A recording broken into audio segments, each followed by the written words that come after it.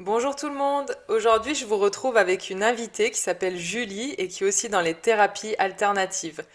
Avec Julie, on s'est rencontrés par le biais des réseaux sociaux, on a tout de suite eu un bon feeling et puis de fil en aiguille, on a discuté, on a appris à se connaître, on a fait des échanges de pratiques et voilà, maintenant on est toujours en contact, on a créé, je pense, une belle relation et voilà. Et on est toutes les deux du coup dans les thérapies alternatives, mais on s'est formé à des techniques différentes. De ce fait, on utilise des outils différents auprès de nos consultants, mais je pense que on a quand même une vision des choses qui est assez similaire et on travaille toutes les deux sur la prise de conscience. On aide nos consultants à mettre en lumière en fait ce qui vient les bloquer, les pénaliser dans leur vie actuelle et surtout on les aide à se libérer justement de tout ce qui les empêche d'être eux-mêmes et d'être alignés avec qui ils sont. Alors sur mes réseaux sociaux, j'aborde souvent pas mal de thèmes sur différents sujets pour vous aider dans votre démarche d'évolution personnelle, de prise de conscience. Et Julie partage aussi beaucoup de choses sur les réseaux sociaux. Donc ces réseaux, vous pouvez les retrouver, ça s'appelle les Chroniques de l'éveil. Elle a aussi un podcast qui porte le même nom et que vous pouvez retrouver sur Spotify. Et aujourd'hui, je suis trop contente de te retrouver, Julie, parce qu'on va parler d'un sujet qui m'intéresse beaucoup et auquel tu t'es formée, qui est la théorie du nerf polyvagal Bien, et du nerf vague, pardon. la Et théorie du coup, ça polyvagale. commence, voilà. Et du coup, bah, tu vas nous en parler plus en détail, mais peut-être que d'abord, je vais te laisser te présenter. Merci beaucoup déjà de me recevoir. Je suis vraiment contente qu'on puisse avoir cet échange toutes les deux. C'est vrai qu'on a beaucoup de sujets en commun par rapport à la connaissance de soi notamment. Et Mm. donc, moi, c'est quelque chose qui m'a toujours fascinée. Donc, je m'appelle Julie Michaud, je suis coach, thérapeute et masseuse. Et ma particularité, c'est que je propose du coaching éducatif en plus des thérapies dont tu parlais tout à l'heure, parce que ce que je souhaite, c'est vraiment transmettre cette idée qu'on peut observer qui l'on est, ce qui se joue en nous et aussi autour de nous, à travers le regard et le filtre de l'introspection. Parce qu'on nous parle beaucoup dans le développement personnel, dans le coaching, de travailler son mindset, de connaître ses Mm. blessures. Et en fait, souvent quand on rentre dans le développement personnel, c'est pour se détacher des injonctions qui nous obligent à être comme les autres s'attendent à ce que l'on soit. Et on a du Exactement. mal à se détacher de cette personnalité que l'on a créée. Et du coup, on s'engage dans le développement personnel, on pense qu'il faut travailler sur soi, on nous dit qu'il faut devenir une meilleure personne, et c'est hyper culpabilisant parce que eh ben, on va vouloir essayer de répondre à tous ces concepts, mais parfois, bah, on ne sait pas pourquoi on n'y arrive pas, ou on va se sentir pas assez, ça va renforcer toutes les blessures qu'on peut avoir, et c'est pour ça aussi, on en reparlera tout à l'heure, mais c'est aussi pour ça que j'ai choisi de me former à la théorie polyvagale, parce qu'elle nous explique ce qu'on ne peut pas faire, même si on le veut. Donc, pour me présenter rapidement, en fait, petite, j'explique mon histoire pour que vous compreniez pourquoi j'en suis arrivée là. Donc, petite, à l'âge de 2 ans et demi, j'ai perdu ma mère biologique brutalement. Et notre géniteur nous a abandonnés avec ma petite sœur après dans un contexte un peu compliqué avec de la violence, etc. Donc, on a été adoptés. J'ai eu la chance d'être adoptée avec ma petite sœur quand j'avais 4 ans et demi. Et donc forcément, en arrivant dans une nouvelle famille, une nouvelle identité à créer, parce qu'on, quand on est adopté, on nous change on devait même nous changer nos prénoms, notre famille, etc. Et bien, c'est tout notre monde qui change. Et quand on a moins de 6 ans, et bien, c'est le moment où on se construit. Donc, ça a une incidence forcément à l'âge adulte. Et donc, j'ai toujours regardé le monde en essayant de comprendre en fait ce qui se passait entre les gens, comprendre les émotions, le non-verbal.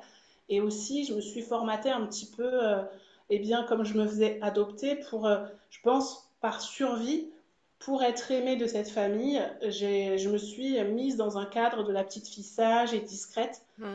Et donc, en grandissant, eh bien, j'ai ressenti ce besoin, je pense que j'en prends de plus en plus conscience, qu'il y avait bah, la petite fille qui est arrivée au monde, qui avait plein d'envie, etc., d'un côté, et la petite fille qui voulait voulait faire plaisir à tout le monde, voulait correspondre à ce que l'on attendait d'elle. Et forcément, à l'âge adulte, eh bien, ça crée des incompréhensions, ça crée des conflits, ça crée des malentendus dans ce que l'on veut faire. On peut être perdu, on a des difficultés à avoir une vision, à comprendre eh bien, les relations avec les autres, etc.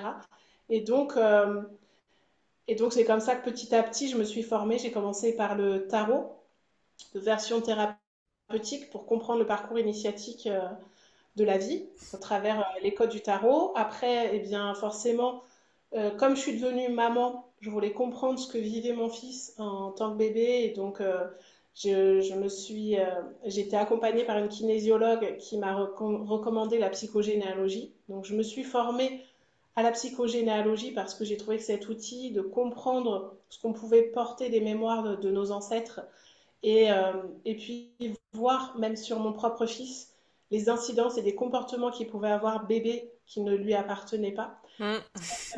Donc du coup, cette formation m'a permis de comprendre qu'il y avait un lien entre ce qui se passait dans notre corps physiologiquement et en épigénétique et notre vécu, nos traumatismes. Donc petit à petit, en fait, au début, j'étais plus intéressée par la spiritualité et je suis allée plus vers l'apprentissage de tout ce qui était en lien avec notre fonctionnement, donc que ce soit au niveau du cerveau en neurosciences ou là cette année en neurobiologie avec donc ce fameux nerf vague qui est le 10e nerf crânien, le plus long, et donc comprendre pourquoi, eh bien, en fait c'est des choses qu'on devrait apprendre à l'école, mais pourquoi à des moments on adopte des comportements et on est en réaction face à une situation ou à quelque chose qu'on nous dit et, et apprendre découvrir que finalement, c'est pas des choses qui viennent qui viennent forcément de notre tête, mais ça peut venir de notre corps. Et en fait, grâce à cette formation que j'ai suivie avec Ludovic Leroux, eh bien, ça m'a permis de comprendre que tout venait du corps, que les traumatismes étaient enregistrés dans le corps et que c'est eux qui envoient cette information à la tête. Donc, c'est tout ça qu'on va développer dans cet épisode. C'est vraiment rendre cette information accessible parce que c'est quelque chose qu'on aurait dû apprendre à l'école. Comprendre comment nous fonctionnons pour comprendre que ce que l'on ressent, c'est universel et que c'est pas parce que c'est normal dans le sens universel et physiologique qu'on est obligé d'être dans la norme. Et c'est pour ça que, comme toi, en fait, cette démarche, elle a pour objectif de se reconnecter à son unicité et assumer qui l'on est, à se connaître, comprendre ce qui se passe en nous, parce que ça nous permet aussi de comprendre les autres et le monde dans lequel on vit aujourd'hui. Tout à fait. Merci pour cette présentation. Et du coup, bah, tu as déjà parlé un petit peu du nerf polyvagal, mais je trouvais que du nerf vague, je vais avoir du mal avec cette théorie. Et du coup, je trouvais que c'était intéressant justement quand tu disais, on se rend compte que tout ne vient pas du cerveau, mais que c'est aussi enregistré au niveau du corps. Donc, est-ce que tu peux nous expliquer un petit peu plus en détail? Ouais, en fait, la théorie polyvagale, elle nous explique que quand on est en réaction, eh bien, on est coupé. C'est vraiment la théorie du lien. Elle nous explique qu'on est coupé de nous-mêmes. Et donc, c'est notre corps qui reçoit 80% du temps, c'est notre corps qui reçoit une information. Et en fait, par rapport, comme tous les traumatismes sont enregistrés dans les mémoires du corps, donc les fascias, etc., il envoie l'information au cerveau qu'il y a un danger. C'est comme si on appuyait sur un bouton d'alarme incendie. Et donc, du coup, dans le cerveau, ça nous dit attention, danger, attention, danger, attention, danger. Donc, on crée une réaction pour se protéger. En fait, si vous voulez, c'est lié aussi au cerveau primitif. Et Mm. donc, il faut remonter, parce qu'on parlait tout à l'heure de ce que l'on porte de nos ancêtres, mais on porte aussi l'histoire de l'humanité. Et donc, notre cerveau, il, euh, il ressemble, notre fonctionnement, il ressemble à celui des animaux. Dans ces cas-là, c'est un fonctionnement de survie. C'est-à-dire que tout au début de l'humanité, on devait se mobiliser. Un peu comme les lézards, les crocodiles, c'est un état où on restait sur place pour maintenir notre énergie parce qu'on ne savait pas quand on allait pouvoir manger. Donc c'est ce qu'on appelle la réaction, l'état dorsal. C'est un état où on est figé, comme sidéré quand Mm. on est en réaction. Donc il y a certains événements de la vie qui créent ça. On va dire on est à côté de nos pompes, on ne comprend plus rien. Quand on regarde les infos, on voit souvent qu'il y a des gens qui disent j'ai assisté à cette agression, à cet attentat, Mm. J'ai j'étais rien figé, pu je pouvais faire. rien Mm. faire, j'ai rien pu faire. Donc il y a cet état, donc ça c'est le nerf vague qui est derrière, donc dorsal, donc qui nous immobilise. Ensuite, l'homme a dû chasser pour pouvoir se nourrir, donc il devait être soit dans le combat, soit dans la fuite pour survivre. C'est ce qui crée l'état qu'on appelle le sympathique agressif ou sympathique fuyant. Donc c'est une montée d'énergie qui fait qu'on doit soit fuir, soit attaquer. C'est ce qui fait qu'on va être soit dans la colère, dans la haine, soit on va fuir, donc on va éviter le conflit, on va vouloir faire plaisir aux gens. Donc tout ça, je vais pouvoir le développer au fur et à mesure si tu veux, Mm. en fonction de, voilà, donner des exemples. Oui. Et, Ça et pourrait en être fait, intéressant, je pense, qu'on développe après des exemples. voilà, petit Mm. à petit, là j'explique un petit peu le phénomène. C'est Mm. vrai que au début c'est un peu compliqué à comprendre. C'est pour ça qu'il faut répéter les choses, le voir sous différents angles. Ouais. Mais l'illustrer avec les animaux, c'est assez parlant parce que en général, on a déjà tous plus ou moins vu des reportages animaliers, donc on peut imaginer ce qui se passe. Et donc, après, on était un peu en troupeau, en groupe. Et en fait, si on restait seul, ça voulait dire que si on nous isolait, on avait plus de chances de mourir ou de se faire manger. Donc, c'est ce qui crée la peur d'être isolé aussi. Mm. Après, il y a un quatrième état, parce que je parle de ça par rapport aux peurs, je vous en parlerai aussi après. Il y a un quatrième état qui est l'état, ce qu'on appelle vagal ventral. Donc, c'est des mots un peu techniques, mais c'est celui où on est en paix, en sécurité. Tu vois, là, tu sais très bien qu'il n'y a personne qui va venir te manger, tu vas pas te faire agresser. Donc, t'es tranquille. Il y a des moments comme ça dans la journée où on sait qu'on est en sécurité. Et en fait, on sait que c'est les moments où on va justement pouvoir être dans l'introspection, se poser des questions, analyser ce qui s'est passé, observer. Quand on est en réaction, en fait, on est vraiment sous stress. Ouais. C'est ce qui crée des angoisses et c'est pas des moments où on va pouvoir réfléchir à la situation, où on va pouvoir se mettre à la place de l'autre personne. Et le but, c'est d'apprendre à avoir une bonne flexibilité vagale, c'est-à-dire passer d'un état à l'autre. Parce qu'en fait, cette théorie, elle nous invite à sortir de ce côté, donc penser que faut que je change mon état d'esprit, Mm. faut que je me comporte comme ci, comme ça. En fait, c'est vraiment, j'observe dans quel état je suis. J'observe qu'est-ce que cette situation a provoqué en moi.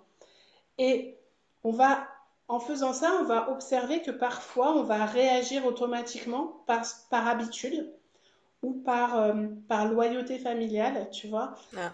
Du fait que dans notre famille, on nous a appris que ça c'est bien, ça c'est pas bien, que par rapport à nos valeurs, etc. Et donc, on va par automatisme, parce que dans notre éducation, notre culture, notre religion, on nous a dit que quand il se passait ça, quand on nous disait ça, on était censé ne pas l'accepter ou se mettre en colère, etc.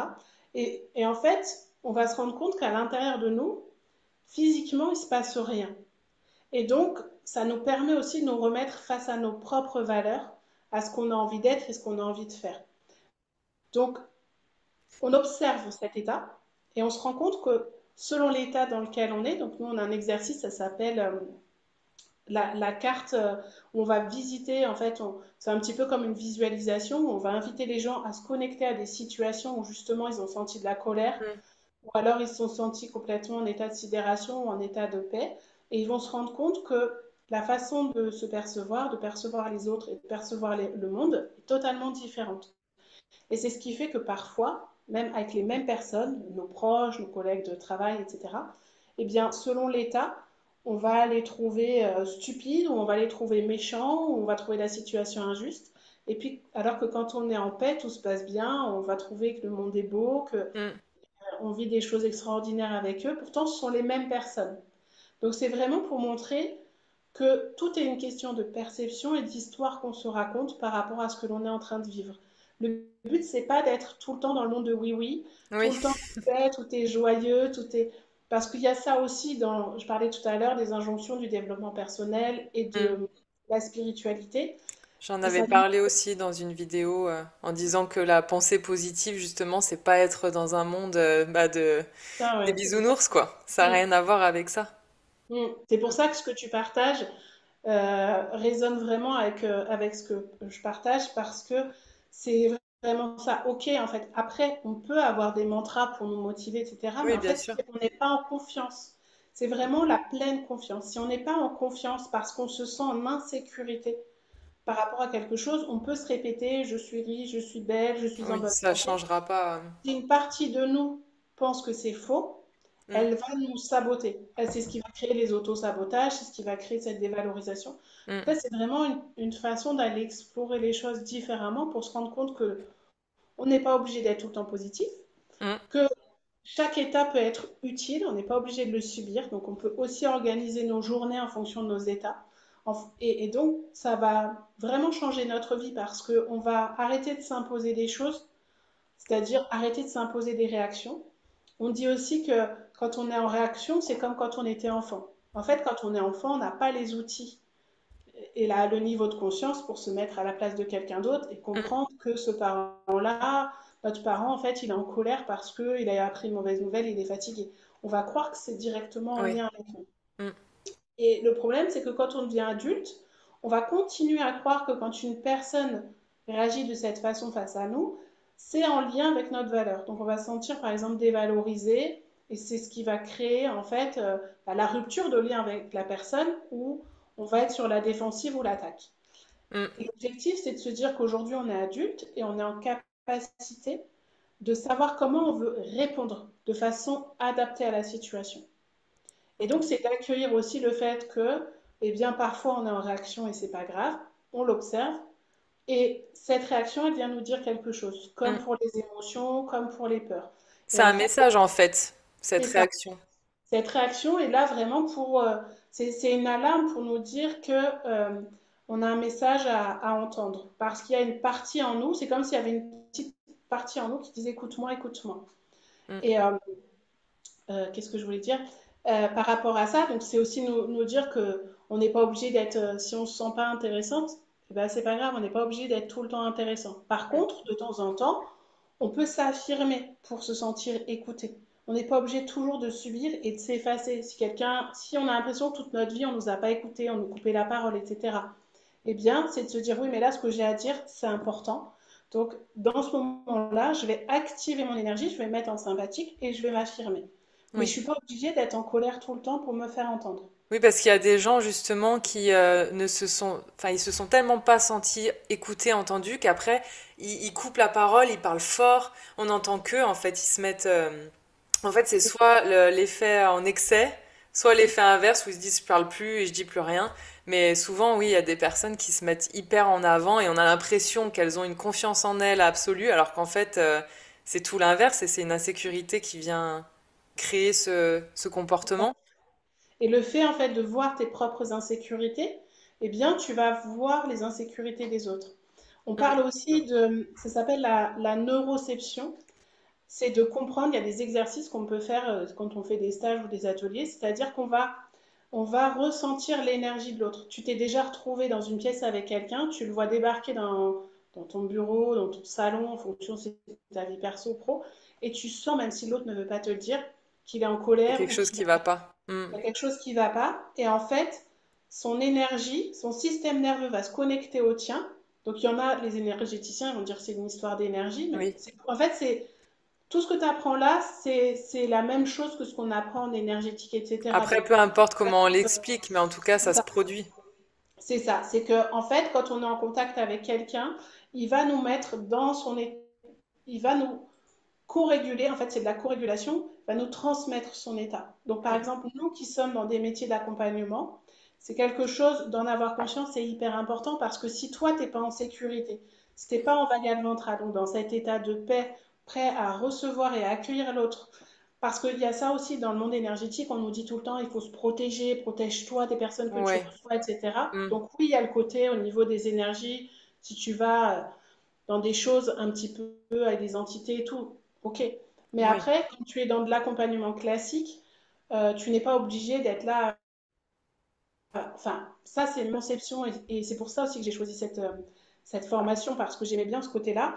C'est justement de ne pas se couper de Ah la bah personne non. que tu reçois, Mm. mais plutôt de faire en sorte d'être suffisamment en confiance dans ce que tu es, dans ta capacité d'écoute et ta capacité d'accompagner l'autre. Et donc, du coup, quand la personne, elle vient, enfin, je pense que toi, c'est pareil, quand les personnes, elles viennent se faire accompagner, elles sont souvent stressées parce Oui. qu'elles n'ont pas l'habitude de se livrer, de déposer des choses. Elles savent que elles vont aller voir des choses, des situations, des blessures qui peuvent être désagréables Mm. ou inconfortables et elles ont un peu peur.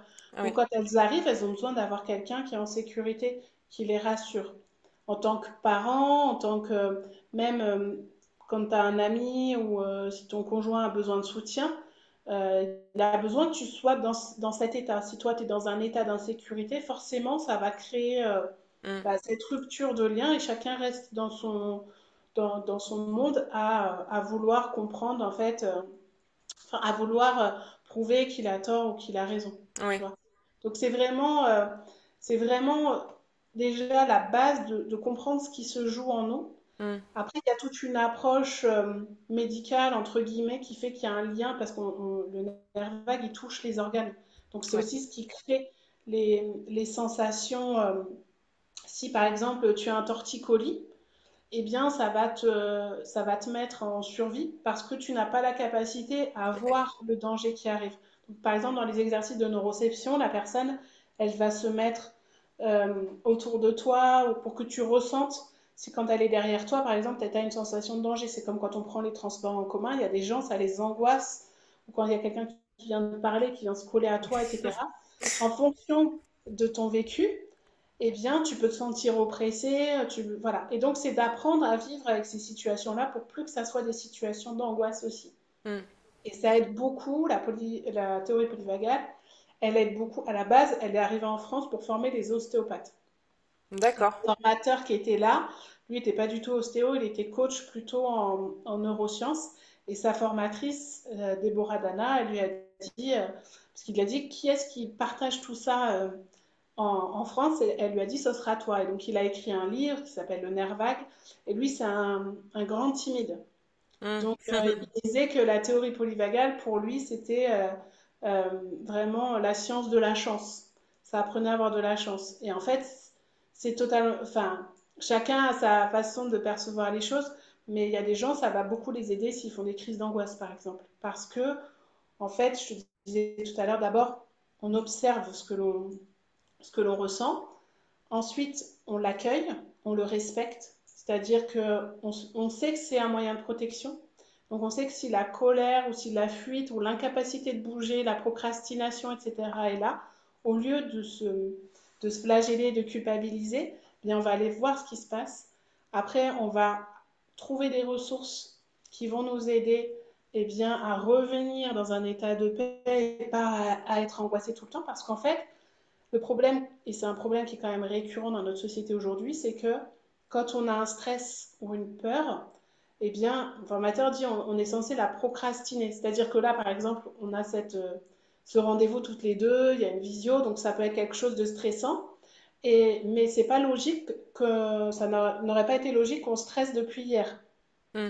Parce qu'en fait, quand tu stresses alors que tu n'es pas face au danger, entre guillemets, eh bien, tu dis à ton corps, attention, il y a un danger. Donc, c'est comme si tu avais l'alarme qui sonnait tout le temps. Donc, il va Ouais. sécréter les hormones du stress, sauf qu'il ne voit pas le stress. Donc, il met toute son énergie de survie en route et donc, il t'épuise. Et du coup, est-ce qu'il y a des personnes qui sont tout le temps en réaction, enfin Oui, constamment, donc elles sont tout le temps en état de stress? c'est ça. C'est ce qui crée les burn-out, par exemple. Ça peut être des personnes qui, par exemple, dans leur vie, se sont retrouvées dans une situation où elles étaient figées, justement. Ça peut être parce qu'elles ont subi un viol, des attouchements, une situation de violence, ou elles ont assisté à quelque chose de traumatisant pour elles. Oui. Et donc, leur système nerveux a enregistré que, eh bien, ne pas bouger, être immobile égale la mort ou égale la souffrance. Donc, elles vont être constamment en train de bouger. Après, par rapport à l'histoire de la psychogénéalogie, ça peut être parce qu'elles portent dans leur gène, dans leur, euh, dans leur ADN, le traumatisme d'une grand-mère, par exemple, qui aurait pu vivre ça. Donc c'est pas forcément que par rapport à notre expérience de vie, ça peut être par rapport à nos ancêtres aussi, Oui, qu'on se trouve en réaction ouais. aujourd'hui. C'est ça, ça peut Ok. être, il y a plein de choses. Il y en a qui vont te parler des vies antérieures. Moi, c'est pas un sujet que je maîtrise Oui. particulièrement. Mm. Mais, euh, mais bon, l'objectif, en fait, pour moi, ma façon d'accompagner les gens et toutes ces techniques-là, c'est vraiment de prendre la problématique d'aujourd'hui et en fait d'aller faire le lien avec cette expérience de vie. Parce qu'en fait, si tu y penses, peut-être que ça va pas te venir tout de suite, mais je t'invite après à y penser. Moi, je m'en suis rendu compte, c'est que, par exemple, quand tu es dans une situation, moi, je m'en suis rendu compte avec la peur de décevoir les autres. Tu vois, Mm. le fait de faire des choses comme j'étais la petite fille qui avait tout bon à l'école, etc. euh, Quand c'était pas assez, et qu'on me reprochait, ou je sais pas, si j'avais fait une bêtise, que je me faisais gronder, etc. Tu vois, je vais pas me souvenir forcément de ce qu'on me disait. Par contre, je me rappelle de cette sensation Oui, de c'est devoir l'émotion, le disparaître. ressenti. C'est le ressenti vraiment physique et cette sensation de vouloir disparaître comme pour revenir en arrière pour ne pas avoir Mm. fait ça, tu vois. Et j'ai fait le lien aussi aujourd'hui en tant qu'adulte que ça pouvait être pour éviter. Parce qu'en fait, quand on ne fait pas quelque chose ou quand on a peur d'une situation, c'est pas la situation qui nous fait peur, c'est ce qu'on risque de ressentir Oui. suite à cela. Parce qu'on n'a pas envie, en fait, de venir réactiver ces mêmes émotions, c'est ça? En fait, notre cerveau et notre système nerveux, eh bien, le cerveau, il aime que ça soit facile. Mm. Donc, ils aiment que ça soit connu. C'est-à-dire que s'il a enregistré, parce que le cerveau, il crée là, je sors un petit peu de la théorie polyvagale, je vais un peu sur la partie plus neurosciences, fonctionnement du cerveau, mais il crée des schémas neuronaux. Donc un Mm. schéma, pas des schémas, mais un chemin neuronal entre deux neurones, à force d'entendre ou de vivre des choses. Mm. En plus, comme il est porté sur la survie, notre cerveau, notre système interne de survie, il est là pour nous maintenir en vie. Il n'est pas là pour qu'on soit heureuse, amoureuse, Mm. riche, épanouie. Il s'en fout de ça. Lui, il veut juste nous maintenir en vie. Et il n'a pas compris qu'en 2023-2024, le danger, c'est pas de croiser un lion. Sauf qu'il assimile le danger de se faire rejeter par les autres comme si c'était un lion qui risquait de nous manger, si tu veux. Donc, c'est pour ça qu'il faut le rééduquer d'une certaine façon. Et c'est pour ça qu'on parle beaucoup de déprogrammation, reprogrammation, c'est de lui montrer, via des ressentis notamment, qu'il n'est pas en danger. Par exemple, quelqu'un que tu disais tout à l'heure qui est tout le temps en stress ou tout le temps dans l'action, il va falloir qu'il réapprenne à se retrouver dans des situations où il ne bouge pas Mm. et presque à prendre du plaisir. Donc on va dire par exemple, on peut dire à quelqu'un de aller se faire masser. Mais ça peut être commencer par aller juste se faire les ongles ou rester assis chez le coiffeur, tu vois, sans être en train de faire 50 000 choses en même temps, ou regarder la télé sans être sur le téléphone, tu vois. Ça, on va pas lui demander tout de suite de faire 3 quarts d'heure de méditation parce que c'est impossible. C'est pour Non, ça je aussi pense que que ce serait contre-productif. c'est pour ça aussi que connaître son état dominant, donc en fait, on est traversé tous par ces états des milliers de fois par jour. Et donc, mais on a un état dominant, c'est-à-dire que parfois il y a des gens qui sont plus dans la colère, dans la psychologie au mérite, dans, tu vois, il faut que je sois dans l'action. Il y en a d'autres qui vont être plutôt dans le sympathique fuyant, donc j'évite le conflit, je veux faire plaisir aux autres, je m'oublie, mais ça peut être aussi, je suis de mauvaise foi, je raconte des mensonges, tu vois, ça c'est des Mm. choses qu'on va retrouver chez les enfants par exemple. Tout ça, c'est vraiment toujours dans la protection. Et après, il y a des boucles qui se font, c'est-à-dire que par exemple, tu peux être dans le sympathique et le ventral, donc l'énergie et la paix quand tu es dans le jeu. Quand tu es en train de faire des jeux avec des amis, tu reçois du monde, etc., tu sais, c'est convivial. Mm. C'est pas forcément négatif. C'est pas forcément quelque chose que tu subis. Là, on est dans la confidence, ou quand toi, tu as écrit ton livre, là, tu étais plutôt dans un état de dorsal ou vagal dorsal, parce que c'est un moment où tu étais en paix, en sécurité, mais aussi au repos. Et en Mm. fait, c'est vraiment d'apprendre aussi à écouter ses besoins pour savoir quand j'ai besoin d'être dans le mouvement et l'énergie et quand j'ai besoin d'être au repos, de me ressourcer. Tu vois, et vraiment de vivre c'est vraiment vivre plus en conscience ses états, ses besoins et plus en confiance de se dire le matin quand je me lève, je sais que je ne pourrai pas contrôler tout ce qui se passe. Donc c'est aussi sortir du perfectionnisme, Et sortir ça, de la c'est difficile aussi culpabilité, pour beaucoup de ouais, personnes. de Mm. se dire je suis censé tout maîtriser. C'est accepter que justement le monde est traversé par ces différents états, qu'on n'est pas seul au monde et donc on va être prêt à accueillir parce qu'on a les ressources et la confiance nécessaires en nous pour pouvoir aborder les choses quoi qu'il arrive. Et que ça veut dire aussi accepter ce qui nous traverse, tu vois. Et ça, je Et pense que c'est difficile pour beaucoup de personnes parce que, enfin, même pour moi, hein, je vois au début où j'ai commencé à me former en thérapie alternative et quand tu commences à prendre conscience des trucs qui vont pas chez toi, je trouve que c'est dur au début de se poser, de se dire, comment je me sens aujourd'hui, en fait, juste de s'arrêter dans notre rythme de vie effréné, parce qu'on est tout le temps en train de faire, et puis bon, c'est la société aussi dans laquelle on vit qui veut ça, mais c'est dur de se poser, de se dire, ok, bah aujourd'hui, je me sens triste, je me sens en colère, je me sens comme ça, mais c'est aussi encore plus difficile, je trouve, de l'accepter. Parce que souvent, on a tendance à se dire, oh bah c'est bon, ça ira mieux demain, et puis de vouloir faire comme si de rien n'était, enfin en tout cas, moi, c'est ce que je faisais avant toujours à me dire ça ira mieux demain, ça ira mieux demain, et puis au final en fait on résout rien du tout. Mais du coup je trouve que c'est bien de venir permettre, enfin apprendre aux gens de leur dire il faut se poser, venir ressentir ce qui se passe à l'intérieur de vous, sans jugement et puis sans chercher en fait à faire quoi que ce soit, juste prendre conscience. Et je trouve que c'est déjà bien et déculpabilisant, même si ça peut sembler difficile. en fait, c'est vraiment un travail du quotidien. Même lui, tu vois, ça fait plusieurs années qu'il le fait, notre formateur, il dit c'est récurrent, c'est tout le temps. Mais c'est pas, il faut pas le voir justement dans le côté travail qui demande de l'effort. C'est Oui. plutôt quelque chose qu'on fait. Lui, il dit c'est être généreux avec soi, c'est travailler avec soi, c'est Mm. avancer avec soi. C'est-à-dire que justement, en fait, c'est pas, tu t'imposes pas, tu te dis pas, bon, faut que je m'assoie le soir et faut que j'écrive tout ça. C'est Oui. plutôt tu te rends compte que tu es en train de faire quelque chose. Par exemple, tu peux faire ça sur, nous, c'est des exercices qui nous donnaient à faire la première semaine. C'est te dire, tu as un petit tableau, soit tu notes parce que tu as besoin de noter, soit tu arrives à avoir ce niveau de conscience de te dire, tiens, je prends ce temps. Mais là, par exemple, là, juste avant qu'on se connecte ensemble, moi, j'ai les pompiers qui ont sonné pour le calendrier pile à l'heure du rendez-vous. Mm. Donc, j'ai deux choix. J'entends que ça sonne, donc je vais quand même voir au cas où c'est un voisin qui a besoin de quelque chose, tu vois, alors que j'ai rendez-vous avec toi. Donc là, ça me met en réaction parce qu'en fait, ça crée une rupture de lien avec l'état dans lequel j'étais pour aborder notre rendez-vous. Donc je vais le voir et après, c'est pareil, j'ai plusieurs choix. Soit je l'agresse parce qu'il me dérange, soit je lui dis gentiment, bah non, là je suis occupée, etc. Tu vois, et du coup, euh, ça ne vient pas avoir de répercussions sur mon état parce que sinon je suis speed, je peux être agitée et j'arrive, je me connecte avec toi et je ne me mets pas en lien avec toi parce que je suis en train de ressasser, il m'a dérangé.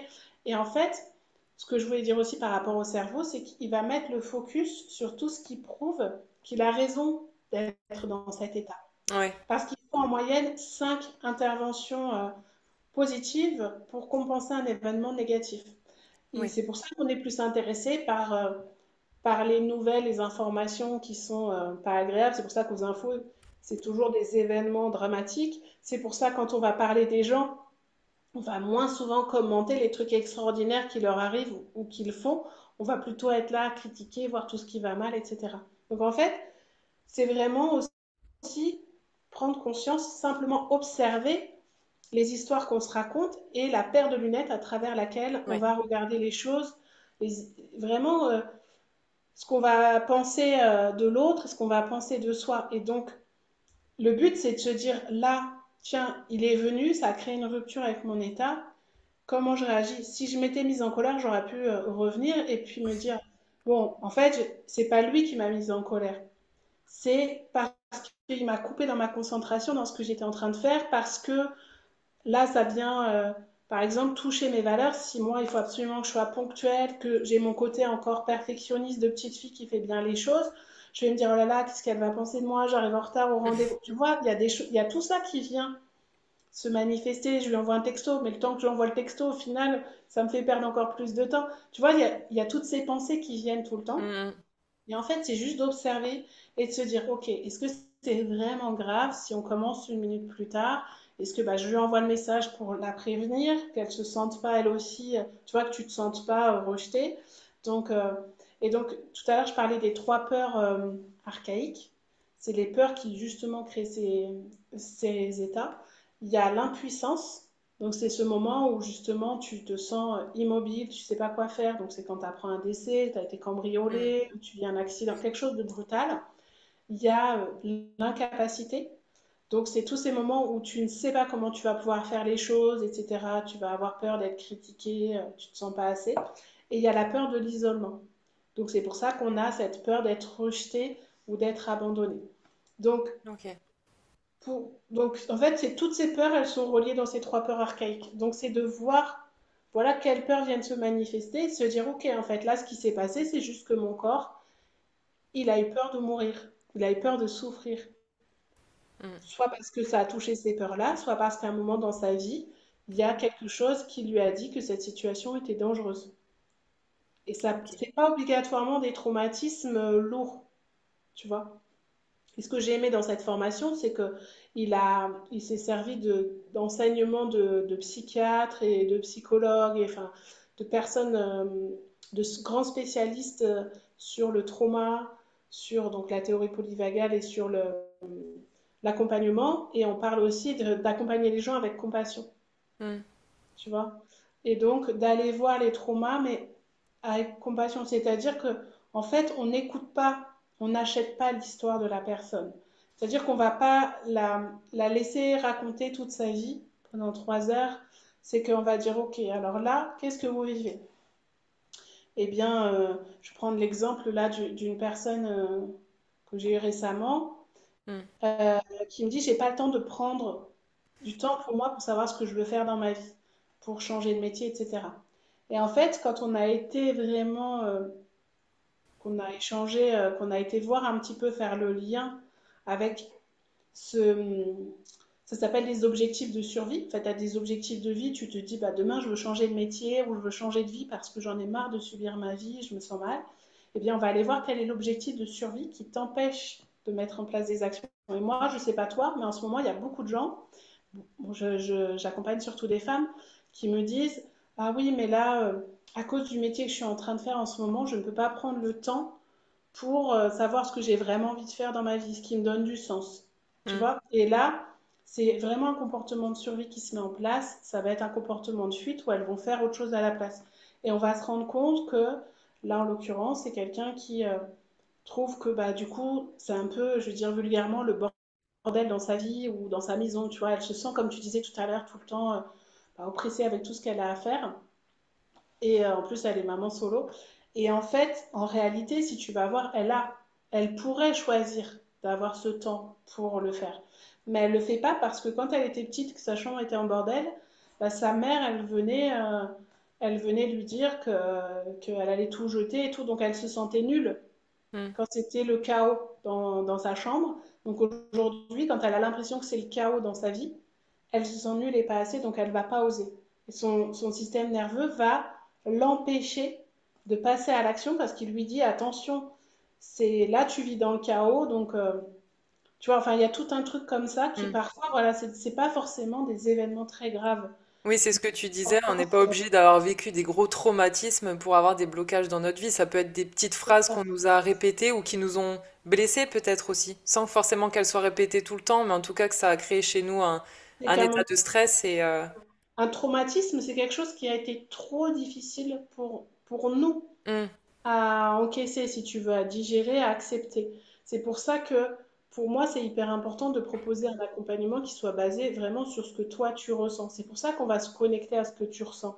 Tu mm, vois, moi, quand je vais faire l'exercice, euh, je vais te demander où cette sensation, quelle forme elle a, est-ce qu'elle a une couleur, est-ce qu'elle a une texture, parce que toi, il y a beaucoup de gens qui vont, souvent c'est ça qui revient, je vais avoir honte, je me sens inutile, je me sens pas assez.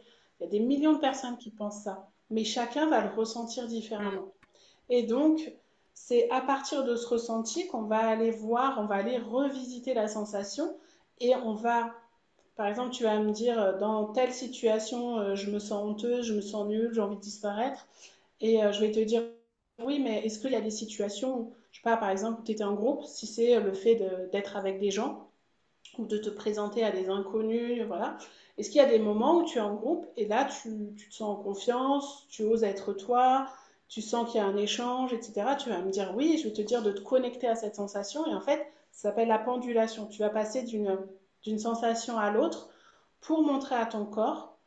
C'est vraiment encore une histoire de sensation. Il va enregistrer que bien ce n'est pas dangereux, ce n'est pas mortel que de se retrouver face à des gens et qu'on peut vivre des choses aussi extraordinaires. C'est pas parce que tu as été déçu à un moment donné, trahi ou Mm. quoi, que tu ne peux pas revivre une situation, une relation agréable.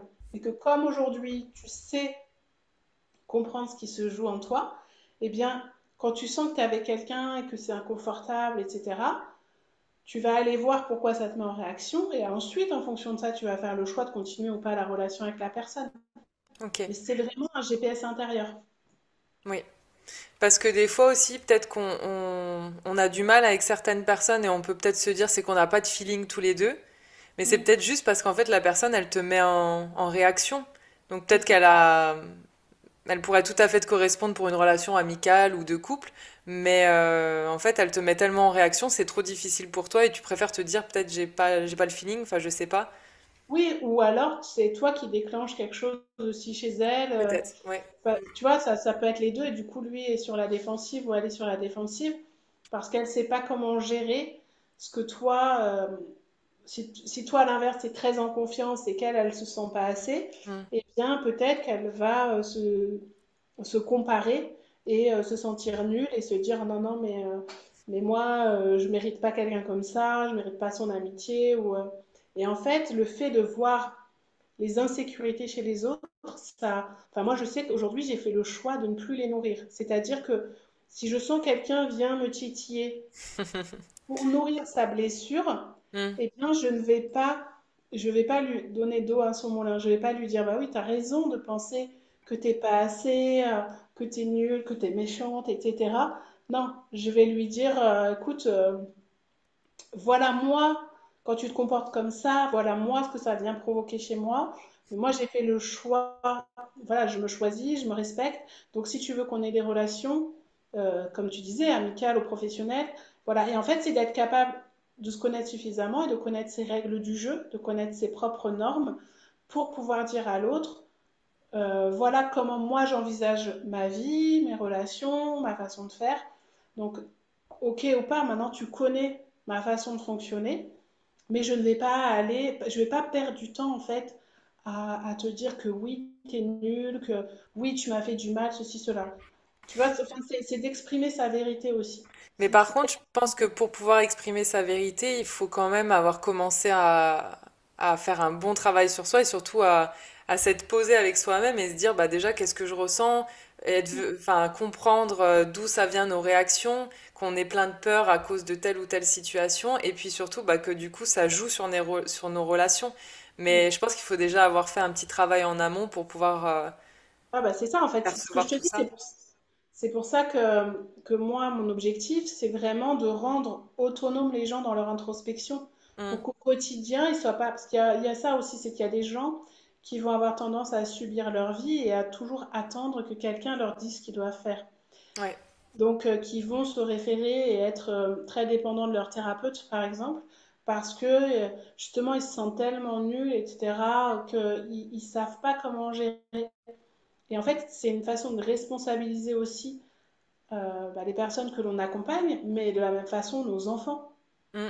tu vois, ou si tu accompagnes un groupe de mamans, de les remettre aussi en face de leurs responsabilités, pas dans le sens culpabilisant, justement l'inverse, de leur dire que c'est normal ce qu'elles ressentent, les difficultés qu'elles rencontrent, et qu'elles peuvent aussi les exprimer à leurs enfants pour expliquer à leurs enfants qu'ils ont le droit aussi d'être traversés par ces états, ils ont le droit d'être en colère, ils ont le droit de ne pas avoir d'être timides et de pas avoir envie de parler à des gens, tu vois, et de dire voilà, bah, moi, aujourd'hui, j'étais en colère parce que je me suis sentie comme ça. Enfin, tu vois, au-delà de cette théorie, c'est vraiment de prendre conscience de ce qui se passe à l'intérieur de nous. Mm.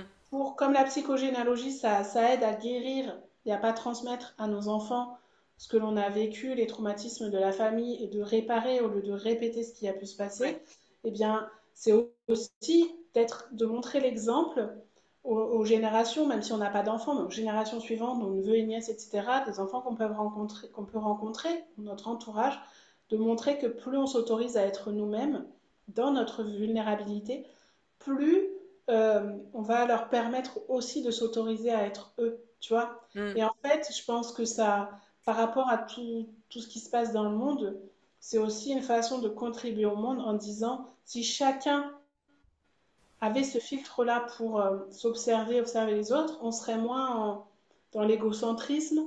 Et, et parce que les gens pensent que c'est égoïste et égocentrique de faire ça, alors que c'est tout l'inverse. Oui. Ça permet justement de créer l'espace nécessaire pour être plus solidaire envers les autres, tu vois, d'être plus solide à l'intérieur en s'acceptant tel que l'on est, en comprenant que c'est aussi ce qui fait notre charme et c'est aussi pour ça qu'on nous aime, parce que parce qu'on a notre côté timide ou parce que justement on est quelqu'un qui est toujours dans l'action, qui n'a pas peur d'aller dans les projets, etc.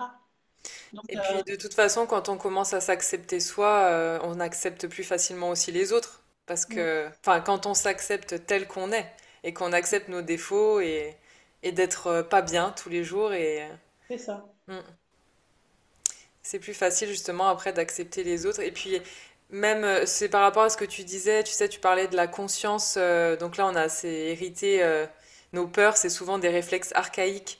Mais je pense qu'il y a aussi cette conscience universelle qui fait qu'à partir du moment où une personne prend conscience en fait de certaines choses qu'elle vit, et ben il y a d'autres personnes au même moment sur la planète qui vont être dans dans ce même éveil de conscience. Et là, j'ai vraiment cette impression qu'on est dans une période où il y a beaucoup plus de personnes qui s'ouvrent Mm. à cette connaissance de soi parce qu'elles ont compris que se connaître soi-même et se comprendre, ça permet de mieux comprendre les autres. C'est ça, c'est Mm. qu'on est à plein niveau, tu vois, même au niveau de la consommation, au niveau de l'éducation. Je pense qu'on est en train de vivre, et c'est ça, enfin, moi qui suis passionnée par ça, c'est magique. Ouais. Et c'est là où tu vois que vivre des choses inconfortables et douloureuses, ça peut aussi permettre quelque chose de beau. Oui. Parfois, c'est juste parce qu'on est obligé d'en passer par là, tu vois. C'est ce que j'explique aussi aux gens. C'est-à-dire que le fait d'avoir vécu ces insécurités, donc ces situations qui ont créé des souffrances chez toi, en fait, ça te permet aussi de développer une nouvelle compétence ou une nouvelle sensibilité. Et c'est ce que j'explique. Oh, je recommence, c'est ce que j'expliquais à quelqu'un. C'est que le fait de ne pas s'être sentie comprise et entendue par ses parents par rapport à ce qu'elle avait vécu dans son enfance, donc ça peut être du harcèlement, ça peut être des abus, etc., eh bien, ça lui a permis de développer une écoute active, tu vois, pour les autres, Mm, de faire attention, de ne pas reproduire ce que elle avait vécu, en fait. mm. Et en fait, elle a transformé, donc souvent on parle d'alchimie, mais c'est un peu ça, elle a Oui. transformé sa souffrance en une compétence qu'elle met au service des autres. Et en plus, comme elle est dans un métier de service, elle est coiffeuse, elle s'occupe des ongles et tout, eh bien, ça lui permet d'être vraiment à l'écoute de ses clients et c'est ce qui fait que les gens vont venir vers elle. Donc Mm, en fait, c'est de comprendre que ce que la vie nous a mis sur notre chemin, c'est aussi, alors ça, toi, tu travailles aussi avec le thème natal, mm, c'est mm. que, donc je sais que voilà, les personnes qui nous écoutent, elles sont sûrement ouvertes aussi à cette idée-là, c'est que on est venu avec un espèce de contrat, avec des choses à expérimenter, Mm. en croyant qu'on n'avait pas les outils et les ressources, mais en fait, la vie nous met face à ce qu'on est capable de gérer. Et pour revenir à la théorie polyvagale, c'est aussi pour ça qu'il y a des moments dans notre vie, quand on devient plus adulte, il y a des souvenirs et des sensations qui remontent, parce que notre corps est maintenant en sécurité pour pouvoir les gérer, pour pouvoir gérer ces traumas qui remontent. Mm. Donc, c'est aussi voilà, cet accueil de se dire, là aujourd'hui, je ne suis plus dans le même état de conscience, j'ai les outils ou j'ai les personnes ressources qui vont pouvoir m'aider à sortir de ce trauma, à sortir de cette sensation, de cette perception des choses, tu vois, pour changer ma vie. Et Vraiment. surtout, tu vois, c'est important ce que tu disais, j'ai les personnes ressources. Je trouve que c'est important quand on prend conscience qu'il y a des comportements chez nous qui vont pas ou alors qu'on est tout le temps en réaction, de se faire aider, soit d'en parler à un ami, quelqu'un en qui on a pleinement confiance, à qui on peut parler mais sans se sentir jugé, et ou alors d'aller voir quelqu'un, un thérapeute ou pour se faire aider parce que Si on reste en fait dans cet état, je trouve ça alimente la peur parce qu'on se comprend pas et on est encore plus dur envers soi-même, encore plus dur envers les autres. Ça alimente le mal-être, enfin la peur ou le mal-être ou les deux, et ça nous fait pas avancer. Donc c'est très important ce que tu dis, je trouve, c'est d'aller voir quelqu'un et de se mettre en relation avec des personnes. Je voulais rebondir sur ce que tu disais, d'aller voir quelqu'un, sur cette idée que ça permet d'avoir justement des ressources qui sont personnalisées en fonction du besoin. Parce Ouais, qu'il y a des aussi. gens, on va leur dire qu'il faut méditer, qu'il faut prendre des huiles essentielles, qu'il faut faire ceci ou cela, et ça ne leur convient pas, notamment pour des gens qui font des crises d'angoisse, qui sont en burn-out, etc. Parce que leur demander d'aller voir physiquement ce qui se passe, eh ben, ça va amplifier leur angoisse. Alors que justement, tu as des exercices qui vont leur permettre de ne pas mettre le focus sur le ressenti physique, Ouais. tu vois. Et c'est aussi pour ça que la théorie polyvagale, elle a autant de bienfaits, enfin, elle a autant de bons retours et qu'elle se développe aussi parce que elle n'est pas que sur le focus physique, tu vois. Elle aborde plusieurs angles de thérapie, entre guillemets, et de ressources. Qui peuvent s'adapter en fonction de chaque histoire et chaque personne. C'est ça.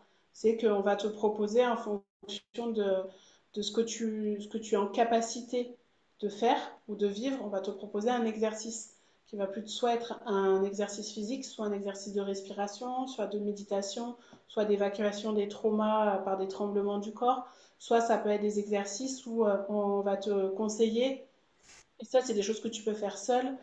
Ça va être de regarder ton sac à main et de nommer tout ce qu'il y a dedans, en fait, juste Mm. pour que ton mental sorte de ce qu'il y a, de ce qui se passe en toi pour pouvoir redescendre, en fait, et revenir en paix.